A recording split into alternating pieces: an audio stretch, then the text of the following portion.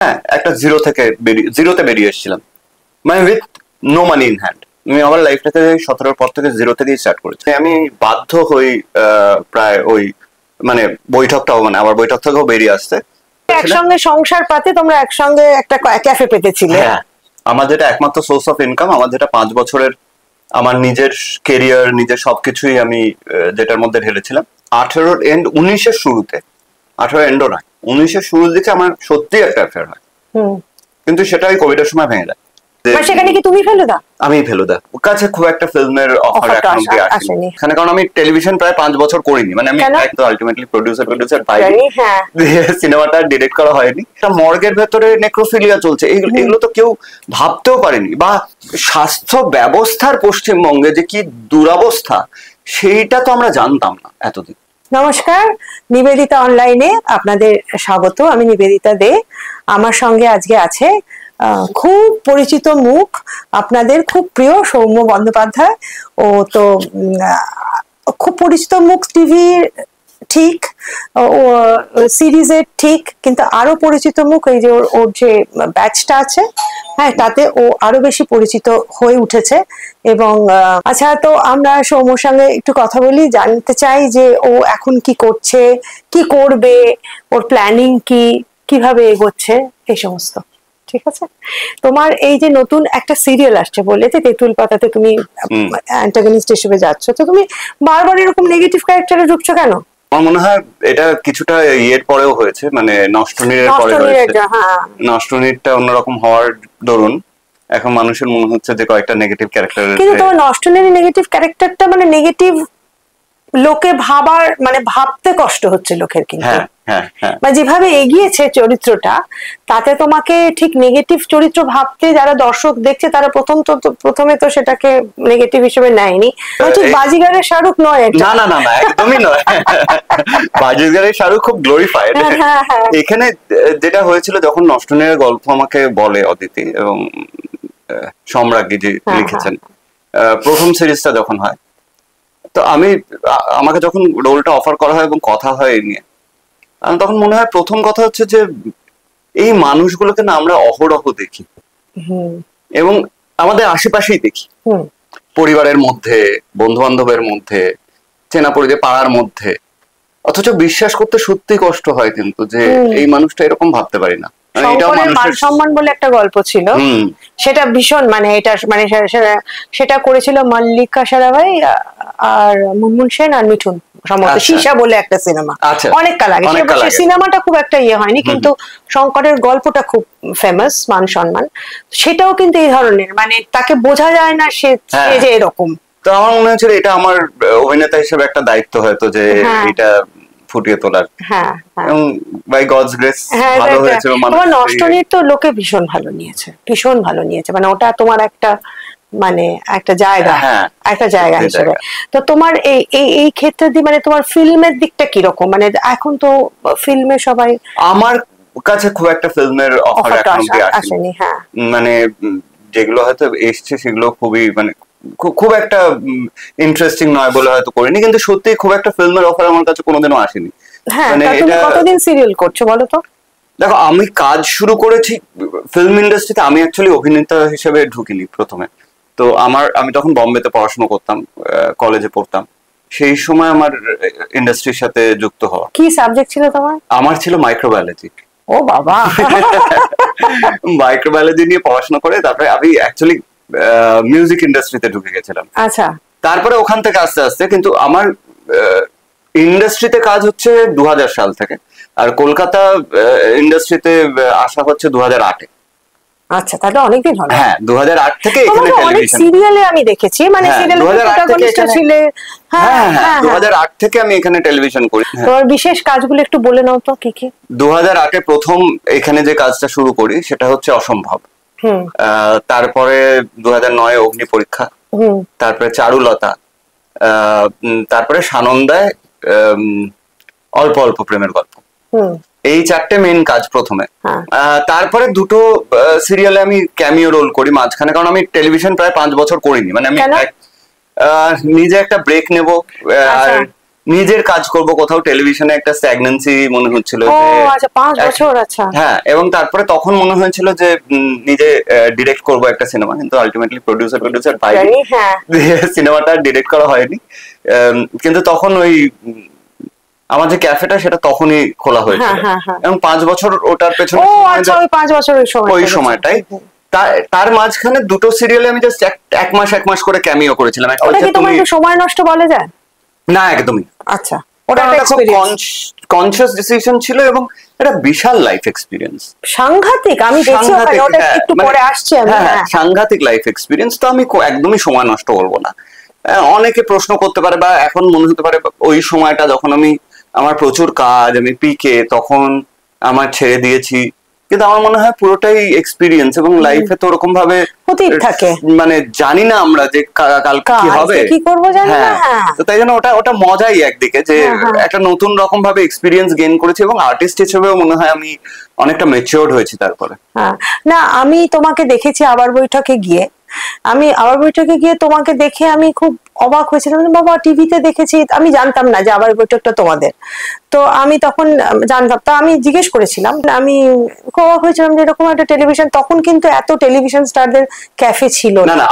সেই দিক থেকে আমরা মানে ক্যাফেই ছিল না কলকাতায়, স্ট্যান্ড অ্যালোন ক্যাফে ছিল না কলকাতায়, খালি সিসিডি ছিল, বারিস্তা ছিল, স্ট্যান্ড অ্যালোন এইটা ছিল, কফি ওয়ার্ল্ড ছিল,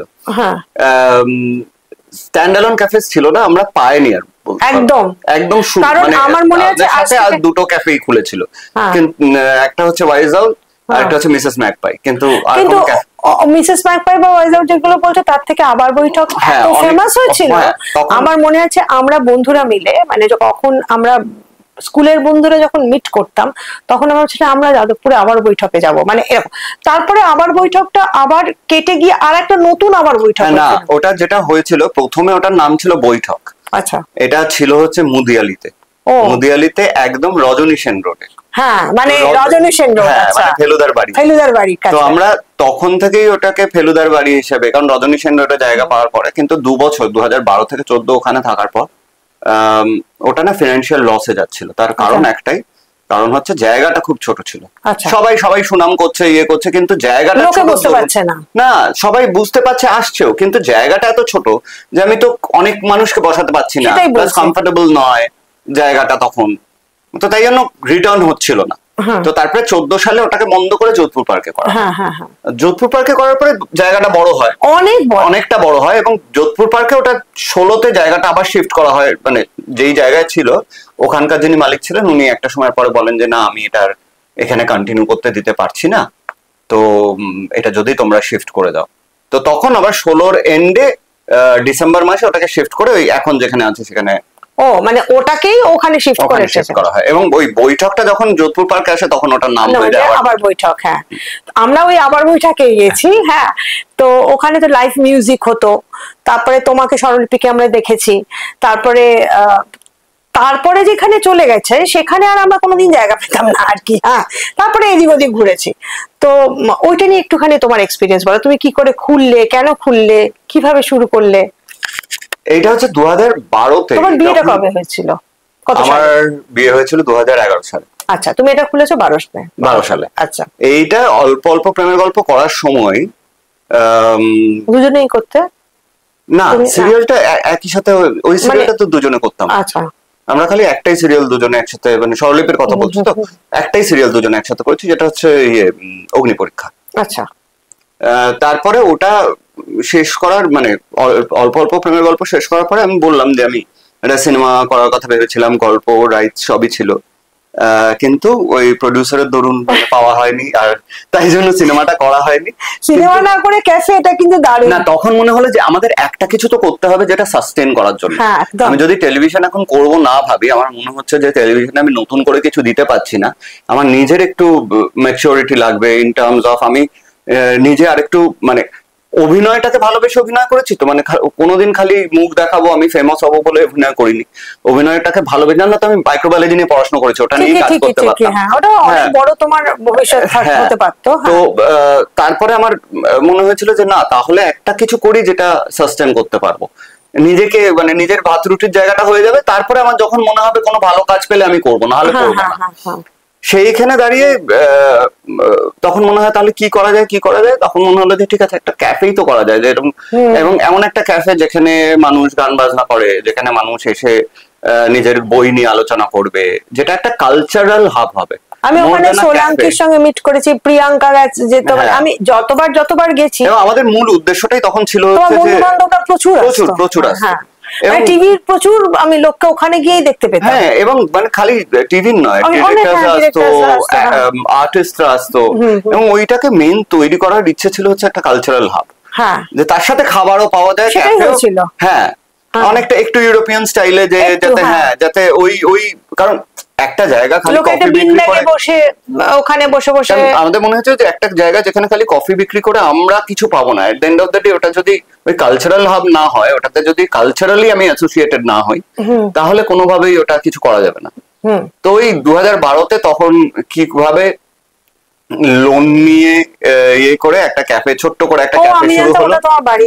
না না না, ওটা আমাদের বাড়ি নয়।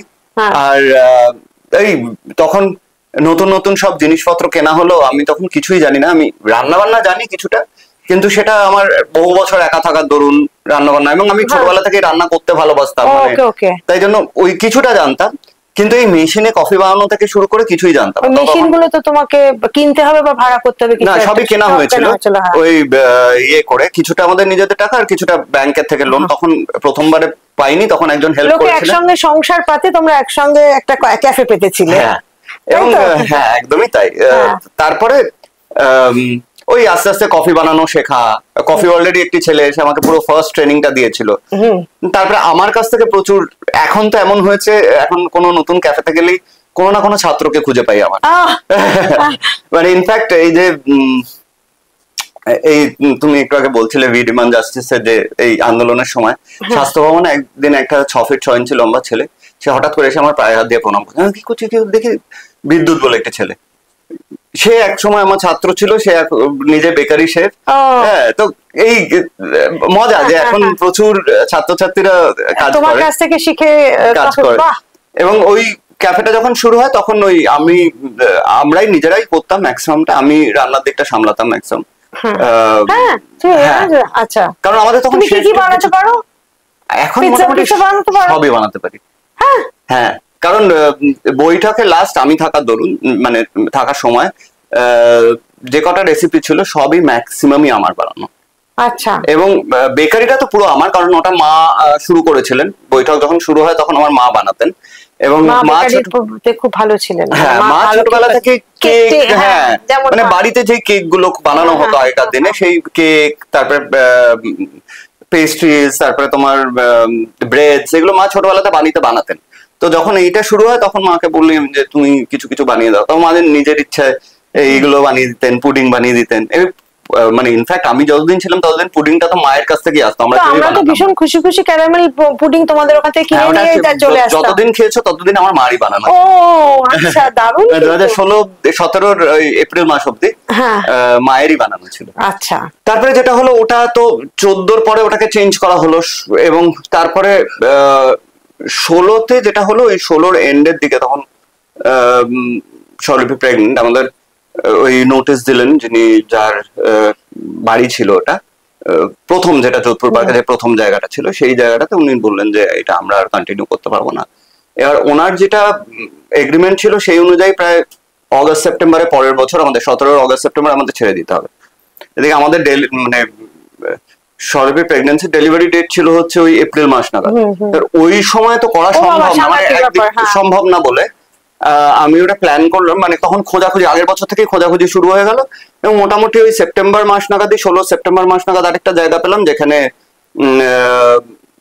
এবার ওটাকে নিয়ে টুকটুক করে, না ওটাও ভাড়া নেওয়া ছিল, এবং নিয়ে তারপরে ওই টুকটুক করে ওটাকে পুরো ডেভেলপ করে নিজের মতন করে তৈরি করে ডিসেম্বর মাসে 20 দিন মতন এই ক্যাফেটা বন্ধ রেখেছিলাম। ততদিন দুটোই, মানে ওটাতে কাজ চলছে, এটাতে এটা চলছে। ডিসেম্বর মাসের 1 তারিখ থেকে এটা বন্ধ করে ডিসেম্বরের ওই 20-25 তারিখের আগে, মানে ওই 20 থেকে 25-এর মধ্যে, আমার এক্সাক্ট ডেটটা মনে নেই, তখন খোলা হয়েছিল এই ক্যাফেটা। ওটাই তো ভীষণ ভালো সময় ক্যাফেটা। হ্যাঁ, এবার ওইটা বন্ধ করতে হতো। আর এটা এটা যে তোমরা খুললে তখন ততদিনে তোমার মেয়ে হয়ে গেছে? না, আমার মেয়ে হলো তারপরে এপ্রিলে। এপ্রিলে। হ্যাঁ, মেয়ের নাম কি? মেয়ের নাম স্বরলিপি রেখেছে সহচরী। এবারে তোমাকে অন্যদিকে যাই, যে তুমি এখন যে সিরিয়ালটাতে মানে তেঁতুল পাতাতে যে অভিনয়টা করবে, সেটা কি তোমার এখন শুরু হয়ে গেছে? জাস্ট শুরু হয়েছে আমরা জাস্ট ইন্ট্রোডাক্টরি 2-3টে সিন গেছে। আচ্ছা, আমি তোমার তোমার এই আন্দোলনটার বিষয়ে একটু যেতে চাইছি। এখন তুমি তো এই আন্দোলনটার সঙ্গে ভীষণভাবে যুক্ত। ভীষণভাবেই, হ্যাঁ। হ্যাঁ, মানে একদম প্রত্যক্ষভাবে যুক্ত। এখন এটার কিরকম অবস্থা? এখন দেখো, অবস্থা বলতে এখন আন্দোলনটা তো বেসিক্যালি হচ্ছে দুটো মেন বিষয় নিয়ে, যেটা জুনিয়র ডক্টরস ফ্রন্ট থেকে, West Bengal junior doctors front থেকে চালু করেছিল এবং তারপরে গণ আন্দোলনে পরিণত হয়েছে। সেইটার মেইন দুটো হচ্ছে, একটা তো অভয়ার ন্যায় বিচার। এখন যে জায়গাটাতে দাঁড়িয়ে আছে, এখন এই সিবিআই এর কাছে তো মানে প্রাথমিক চার্জশিটটা ওরা জমা দিয়েছে, কিন্তু সেই চার্জশিটটা তো আমাদের কারোরই মনোপুত হয়নি। কারণ হচ্ছে এটা তো সাধারণ মানুষ বিশ্বাস করতে চাইছে না বা পারছেও না। মানে সাধারণ মানুষের মধ্যে আমি নিজেকেও ফেলি, যে আমরা কেউই বিশ্বাস করতে পারছি না যে এটা একটা মানুষের দ্বারা সম্ভব। যেভাবে একটা মানুষকে আহত করা হয়েছে এবং যেভাবে মার্ডার হয়েছেন উনি, সেখানে সেটা, কারণ একটা মানুষ তো তাকে মার্ডার করতে গেলে বা রেপ করতে গেলে সে তো একটা নিজের ফোর্সও দেবে, সেটা তো গায়ের জোরে দেবে, সেটা জাস্ট সেইখানে দাঁড়িয়ে ওই রকম আর একটা মানুষের পক্ষে সম্ভব বলে আমাদের মনে হচ্ছে না। সবাই এখন বুঝতে পারছে যে এটা একটা লম্বা কানেকশন। মানে এটা খালি একদিন একটা মনে হলো একে মেরে ফেলবো, একে রেপ করে ফেলবো, এরকম তো নয়। এটার পেছনে একটা বড় দুর্নীতি কাজ করছে, যেটা হয়তো কোনো রকম ভাবে, যেহেতু সাবজুডিস ম্যাটার আমরা খুব ডিসকাস করতে পারি না, কিন্তু যেইটুকুন সংবাদ মাধ্যমের থ্রু দিয়ে জানা, এটা বোঝাই যাচ্ছে যে একটা লম্বা চেন। এবং তারপরে বিভিন্ন সংবাদ মাধ্যমে যে লেখাগুলো বেরিয়েছে রিগার্ডিং আরজি কর, আমরা তো ধরো একটা বাবলের মধ্যে থাকতাম, আমাদের একটা নিজস্ব জগৎ, তার বাইরে কিছু জানতাম না।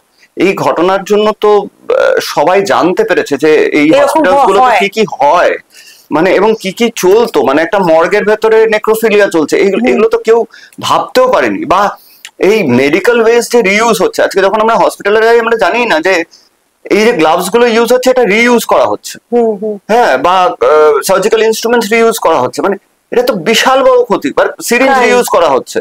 এবার এতটা ভেতরে দুর্নীতি ঢুকে গেছে যে এইটা না দিয়ে কিন্তু ওটা বেরিয়ে এলো। একদমই তাই। এই পুরো ব্যাপারটা পুরো জিনিসটা উঠে বেরিয়ে এলো ফোড়ার মতো। স্বাস্থ্য ব্যবস্থার পশ্চিমবঙ্গে যে কি দুরবস্থা, সেইটা তো আমরা জানতাম না এতদিন। এটা সত্যি সত্যি বিচার ঠিকঠাক পাবে? দেখো, সেটার জন্যই তো লড়াই, এবং যতক্ষণ না বিচার পাচ্ছে আমরা তো লড়বই। তুমি জানো, রূপ কানোয়ারের কিন্তু রিসেন্টলি 37 বছর বাদে যে সতী হয়েছিল রাজস্থানের, লাস্ট সতী যেটা ভারতবর্ষে, সেটা দেখা গেল যে 8 জনকে দোষী বলা হয়েছিল তারা বেকসুর খালাস হয়ে গেল এই 37 বছর বাদে। তার কারণ তাদের জন্য বিরুদ্ধে কোনো প্রমাণ পাওয়া যায়নি। মুশকিল হচ্ছে আমাদের এখানে 37 বছর লাগলো এটা করতে। এইটা না দুতরফেরই ব্যাপার হয়ে যাচ্ছে আস্তে আস্তে। যে যেরকম আমাদেরকে বলা হচ্ছে, সাধারণ মানুষকে বলা হচ্ছে যে আইন শৃঙ্খলা মেনে তুমি কাজ করবে। আমি ল অ্যাবাইডিং সিটিজেনই হতে চাই, সাধারণ মানুষ তাই হতে চায়।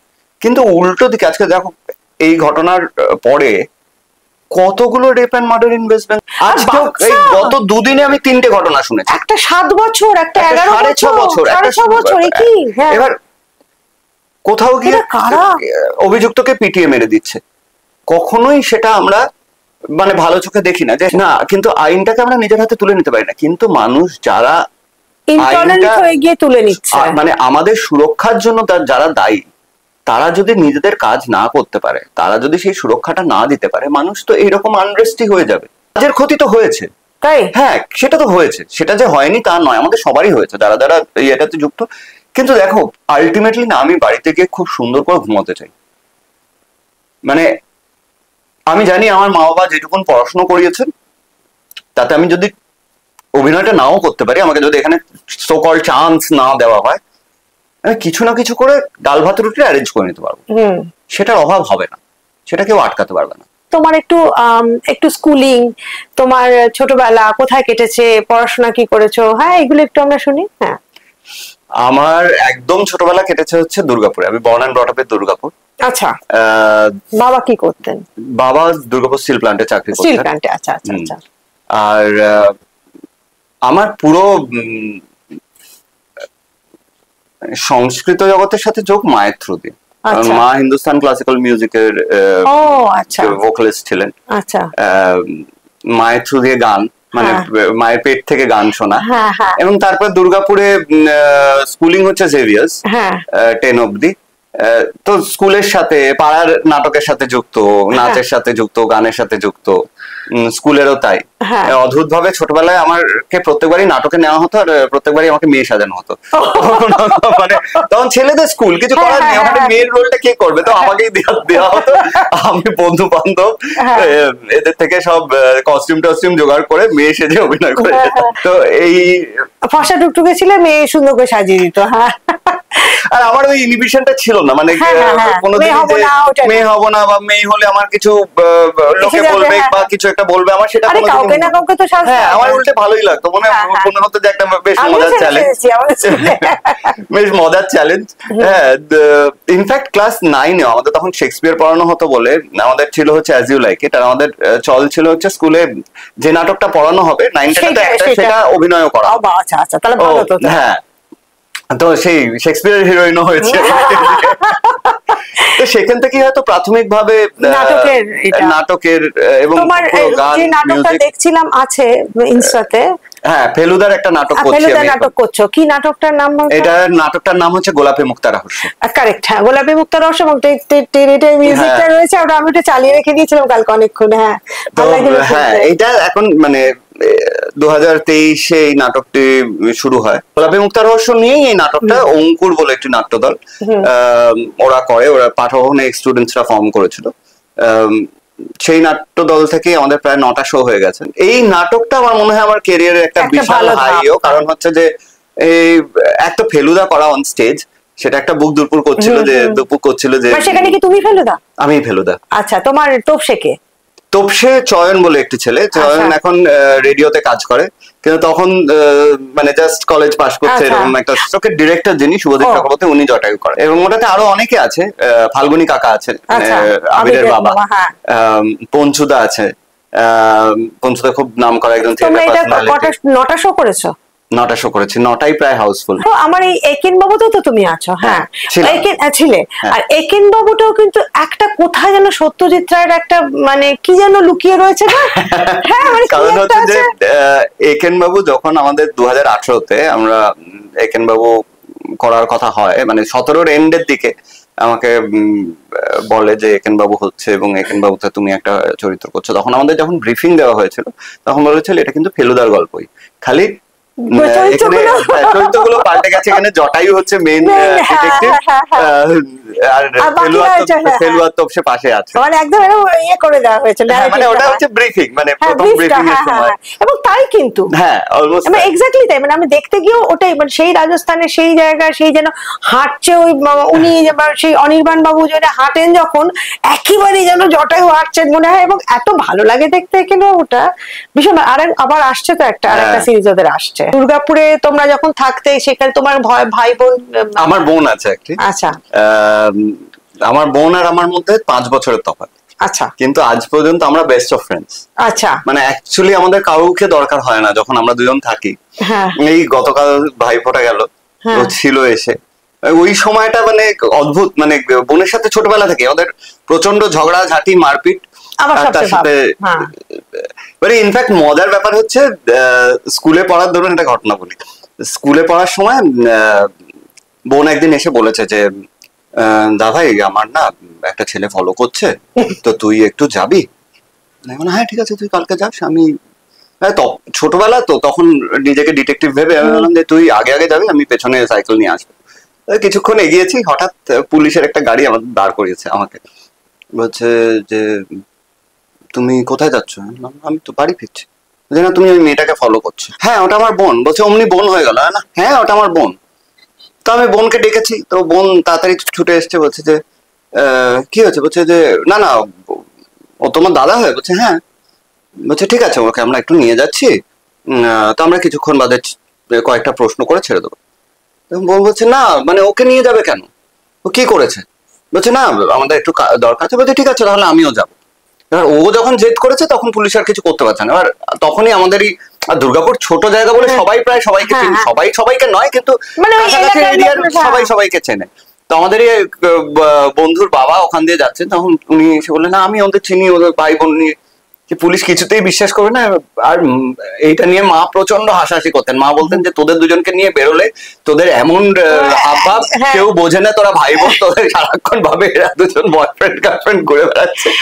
কিন্তু ওর সাথে আমার ওই সম্পর্কটা এখনো রয়ে গেছে, মানে, এবং ওটা আমি খুব চেরিশ করি। ওর বিয়ে হয়ে গেছে? হ্যাঁ, ওর বিয়ে হয়ে গেছে। ওখানে থাকে?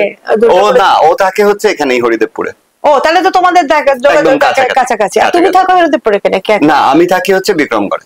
বিক্রমগড়টা মানে টালিগঞ্জের দিকে? না, গলফ গ্রিনের দিকটাতে। গলফ গ্রিনের দিকটাতে। আচ্ছা, তো তোমার এই একটু ঢুকি। হ্যাঁ, তো তোমার এই যে আবার বৈঠক থেকে যে তুমি ছেড়ে গেলে, হ্যাঁ, এটা তো তোমাদের একটা বিচ্ছেদের পরেই তো ছেড়ে যেতে হলো, তাই তো? তো হট করে বিচ্ছেদটা হলো কেন? দেখো, সত্যি কথা বলতে আমি এটা নিয়ে কোনোদিনই খুব একটা কমফোর্টেবল বোধ করিনি। কারণ প্রথম থেকে যখন কিছু অ্যালিগেশনস দেওয়া হয়েছিল আমাকে, আমি খুব ব্রিফলি যদি বলি, এমন কিছু অ্যালিগেশনস এসেছিল যেটাতে I was force to leave. হ্যাঁ, যেটা আমি নিজের মাথার উপর নিয়ে সেখানে সসম্মানে বাঁচাটা যেত না। এমন কিছু অদ্ভুত অ্যালিগেশন যেগুলো নিয়ে আমি কোনোদিনই ডিসকাস করিনি। আমার প্রথম দিন থেকেই একটা স্ট্যান্ড পয়েন্ট ছিল যে আমি এটা নিয়ে বাইরের কারোর সাথে আলোচনা করবো না। কাদার মধ্যেই, মানে অ্যাকচুয়ালি কি বলতো, কাদা ছেটাতে গেলে নিজের হাতেও কাদা লাগবে। তো আমি সেটার মধ্যে সেটার মধ্যেই ঢুকতে চাই না বলে আমি কোনোদিনও সেটার মধ্যে ঢুকিনি। এবং সেটাতে এমনই জায়গায় পৌঁছয় যে আমি বাধ্য হই প্রায় ওই মানে বৈঠকটাও, মানে আবার বৈঠক থেকেও বেরিয়ে আসতে। কারণ আমার মনে হয়েছিল যে কোনো জিনিস যদি এন্ড হয় তাহলে খুব পিসফুলি এন্ড হওয়া উচিত। পিসফুলি হয়নি ব্যাপারটা। এটা কে কেন করেছে এটা তো সত্যি, দেখো আজকে আমি এত বছর পরে আমি হয়তো অনেক কিছুই বুঝতে পারছি কে কেন করেছে এটা তার ব্যক্তিগত। আর আমার সবসময় মনে হয় যে তুমি অধম হইলে আমি উত্তম হইব না। হ্যাঁ, একটা জিরোতে বেরিয়ে এসেছিলাম, মানে with no money in hand. আমি আমার লাইফটাতে 17 পর থেকে জিরো থেকেই স্টার্ট করেছি। হোপফুলি তোমার এই, আমি আর এটার বাইরে আর কিছু মানে, কিন্তু কোথাও গিয়ে না, মানে কি হয় বলতো, যে একটা তরফের গল্প শুনলে আমাকে অনেকেই বলেছে যে তুই তোরটা বলিস না কেন, মানুষ তো খালি একটাই শুনছে। কিন্তু আমার না সত্যি মানুষের কাছে প্রুফ করার কিছু নেই। আর সেকেন্ড কথা হচ্ছে, আমার একটা জিনিস মনে হয় আমি নিজে সকালবেলা উঠে আয়নাটা দেখতে পাচ্ছি কিনা। এবং মেয়ের সঙ্গেও যেটা হয়েছে যে প্রথম দিকে দেখা সাক্ষাৎ একটু হতো, সেটা নিয়ে এত ঝামেলা এত ঝঞ্ঝাট শুরু হয়েছে যে ফাইনালি মানে ওই মানে আমি আর ওই সুযোগটা পাইনি দেখা করার। মানে আই ওয়াজ অলমোস্ট ফোর্স যে এটা আর করা যাবে না। তুমি তো অনেকদিনই একা মানে জীবনযাপন করছো, তাই তো? অনেকদিনই একা জীবনযাপন। হ্যাঁ, 17 থেকে। তারপরে তো তোমার কোভিডই হলো, এবং তারপরে তো সেটা একটা ভয়ঙ্কর জায়গায় চলে গেল। এখন তুমি নাটক করছো, আবার তোমার ভালো তুমি কি জানো, গভীর জলের মাছ। ইনফ্যাক্ট আমার ক্যারিয়ার আবার শুরু হলো, সেকেন্ড টাইম শুরু হলো হচ্ছে 18 এন্ড। হ্যাঁ, মানে সরি 18 শুরু থেকে, একেন বাবু থেকে আমার ক্যারিয়ার শুরু। মানে তোমার বেসিক্যালি সেকেন্ড তোমার যেটা হলো সেটা কিন্তু খুব সুন্দর করে আবার একেন বাবু, আমি সব সময় বলি যে I am grateful to the industry যে এত বছর পরে আমি ফিরে আসতে যখন চেয়েছি তারা গ্ল্যাডলি অ্যাকসেপ্ট করেছে এবং মানুষও অ্যাকসেপ্ট করেছে। আমি সত্যি গ্রেটফুল। দেবলীনার সঙ্গে তোমাকে জড়িয়ে বিভিন্ন জায়গায় সোশ্যাল মিডিয়াতে, মানে দেবলীনা মানে আমাদের দেবলীনা, একদম দেবলীনা, তো এটা কি? এটা কি? এটা আমার তো বিষয় হয় না আসলে, মানে কারণ আমি দেবলীনা খুব ভালো পাচ্ছি। হ্যাঁ, এবং আমরা বেস্ট অফ ফ্রেন্ডস বলতে। আমাদের একটা গ্রুপ আছে, আমি, দেবলীনা আর নারায়ণ বলে একটি ছেলে। নারায়ণ, আমার আরেকজন বন্ধু আছে যে একজন লয়ার। তো এবার কি হয়, বন্ধু বান্ধব এরা এত ক্লোজ, এবং এরা সবাই মানে আজকে 45 বছর বয়সে যেরকম বন্ধু, তাদের সাথে তো ওইরকম বাদবাদ করবো না যে হ্যাঁ আমি এখানে বসবো এখানে বসবো না, এখানে লোকে দেখবে, এখানে ইয়ে করবে, চারটে কথা বলবে। সৌম্যর সঙ্গে সম্পর্ক মানুষ মনে হয় একটা ছেলে আর একটা মেয়েকে একসাথে দেখলেই ভাবে যে ভাবে না এখন, মানে কেউ ভাবায় না, ভাবলে ভাবে না, মানে ওই লোক। দেখো, এইটা তো আজকে সবাই জানে যে এটা ক্লিকপ্যাডের যুগ, এটা বোকা বোকা। আমারও, তবে আমরাও হেসে উড়িয়ে দিই। হেসে উড়িয়ে দিয়েছো, কিন্তু এখন তাহলে তোমার কার সঙ্গে কি হচ্ছে একটু বলো, একটু খোলসা করো আমাদের কাছে। সত্যি খোলসা করবো? আচ্ছা, হ্যাঁ, 2017 আমার ব্রেকআপের পরে 18 এন্ড 19-এর শুরুতে, 18 এন্ডও নয় 19-এর শুরুর দিকে আমার সত্যি একটা অ্যাফেয়ার হয়। কিন্তু সেটা ওই কোভিডের সময় ভেঙে যায়। কোভিডের পরে। আচ্ছা, সে কি অভিনেত্রী? আমি নাম বলবো না, ওটা আমাকে বলতে বলো না, ওটা কিছু বলবো না। এই জগতের না সেটুকু বলো। এই তো এই জগতের আচ্ছা ঠিক আছে। মিসআন্ডারস্ট্যান্ডিং আমাদের মধ্যে, এবং সেটা কারুর কোনো দোষ নয়, মানে মিসআন্ডারস্ট্যান্ডিং থেকেই যেরকম হয়। আর তখন কোভিড, সবারই একটা স্ট্রেন, একটা স্ট্রেস যাচ্ছে, যেটা কোভিড এর সময় যে এত কিছু হয়েছে। এবং কিন্তু কোভিড এর সময় প্রচুর প্রেম হয়েছে। হ্যাঁ, সেটাও হয়তো হয়েছে, প্রচুর প্রেম হয়েছে। হ্যাঁ, কিছু করার ছিল না বলে লোকে প্রেম করেছে অনেক সময়, যাই না, কিন্তু মানুষ বাড়িতে থেকে থেকে কি করে প্রেমটা করবে, এটা মজার ব্যাপার। কিন্তু তারপরে আমার সত্যি আর হয়নি এরকম কিছু, মানে আর মানে ইনফ্যাক্ট আমি আর দেবলি না ওই জায়গাটাই আরো মজার বন্ধু, যে ও কোথাও গিয়ে কারোর একটা প্রেমে আছে, আমিও কোথাও গিয়ে কারোর একটা প্রেমে আছি, and we are very happily there. মানে এটা নয় যে প্রচন্ড দুঃখ বিলাস হচ্ছে যে এ বাবা সে তো নেই কিন্তু আমি, ওরকম নয়, we are very happy in that zone. So খুব একটা দরকার পড়েনি আর যে আরেকটা নতুন প্রেম হোক বা কিছু, কারণ মনে হচ্ছে প্রেমটা তো আছে। না, আমি তার মানে বুঝলাম যে মিসআন্ডারস্ট্যান্ডিং এ ছেড়ে গেলেও তুমি সেই তার প্রেমে আছো। সে বিবাহিত? না, অবিবাহিত। ঠিক আছে, বিবাহিত না। আচ্ছা, তাহলে তো আবার সেটা রিভাইভ করা যায়। সেটা তো মানুষের ইয়ে হতে হবে, কিন্তু সত্যি কথা বলতে না, সেইটা কবে রিভাইভ করবে, আদৌ রিভাইভ করবে কিনা সেইটা ভেবে না আর বসে নেই। মানে আছি নিজের মতন করে, নিজের কাজ করছি, নিজের লাইফটাকে এনজয় করছি। না না না, কথাবার্তা হয় না, কিছু প্রেম হয়তো ওখানে গিয়ে এন্ড হয়ে যায়। হ্যাঁ হ্যাঁ হ্যাঁ, বাট যেটুকুন ছিল সেটুকুন ভালো ছিল, সেটার রেশটা থাকে। এখন মানে পুরোপুরি কাজে নিবেদিত, প্রাণ এবং নাটক। কাজ এবং আন্দোলনে, হ্যাঁ, সেটা একটা বড় পার্ট এখন জীবনের।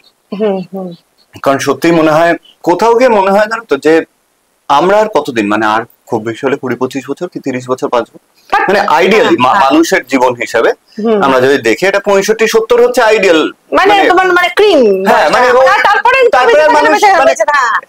মানে এক্সপেক্ট করা যায় কিছু মানুষ অনেক বেশি বাঁচে, কিছু মানুষ কম বাঁচে, কিন্তু ওইটাতেই মোটামুটি কাজের শেষটা হয়ে যায়। এবার কিন্তু এই জগৎটা যদি আমরা নেক্সট জেনারেশন গুলোর জন্য রেখে যাই, বা মানে তাহলে নিজেকে কোনোদিনও ক্ষমা করতে পারবো না। সো ইটস হাই টাইম যে এই সময়টা মনে হয় এই সমাজের এই দুর্নীতিদের বিরুদ্ধে, এবং সেটা মানুষ রিডিমান্ড জাস্টিস বললে যদি কারোর গায়ে লাগে, তাহলে তার মধ্যে কিছু প্রবলেম আছে। তোমার তাহলে মানে এটা তো আমার সামাজিক দিকটা আমি কথা বললাম, আমি তোমার পুরনো প্রসঙ্গে ফিরে যাই। তোমার কাজটা তাহলে এখন একটা সুন্দর গিয়ার দিয়ে ভালো করে এটা সাইন্সিংটা চলছে, তা তোমার বিয়ে থা করার ইচ্ছে কবে? এটা দিয়ে আমি শেষ করবো।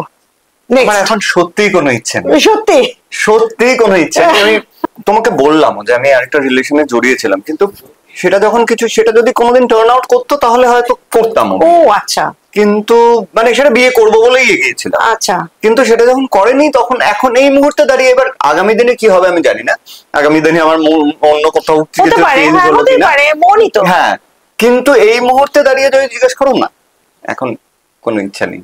আচ্ছা, আর সেটা যদি ফিরে আসে তাহলে ইচ্ছা আছে? তাহলে 100% ইচ্ছা আছে। তাহলে এত সুন্দর আমরা একটা সাক্ষাৎকার নিলাম যে যদি ফিরে আসেন সেই নারী, তাহলে তাকে সৌম্য সাদরে তাকে গ্রহণ করবে, এবং উল্টোটা আবার গ্রহণ করে। হ্যাঁ, আবার ও যদি ফিরে যায়, সে যদি গ্রহণ করে, মানে এখানে একটা গ্যাপ রয়ে গেছে। তো আমি আশা করব, মানে আমি বড় দিদি হিসেবে আশা করব সেই গ্যাপটা খুব অচিরেই মিটে যাক, এবং ও আবার নতুন করে একটা জীবন শুরু করুক। ঠিক আছে, থ্যাংক ইউ সো মাচ। আজকে আমরা খুব মজা করে একটা আড্ডা মারলাম, আমি এবং নিবেদিতা দি। তো এই আড্ডাটা দেখতে, এবং আরো অনেক মানুষের সাথে, নিবেদিতা দি একজন সিনিয়র জার্নালিস্ট, অনেক মানুষের সাথে এরকম অনেক আড্ডা দিয়েছেন। সেই আড্ডাগুলো দেখার জন্য নিশ্চয়ই নিবেদিতা অনলাইন সাবস্ক্রাইব করুন, এবং নিবেদিতাদের এই আড্ডাগুলোর একটা অংশ আপনারাও হয়ে যান। Thank you.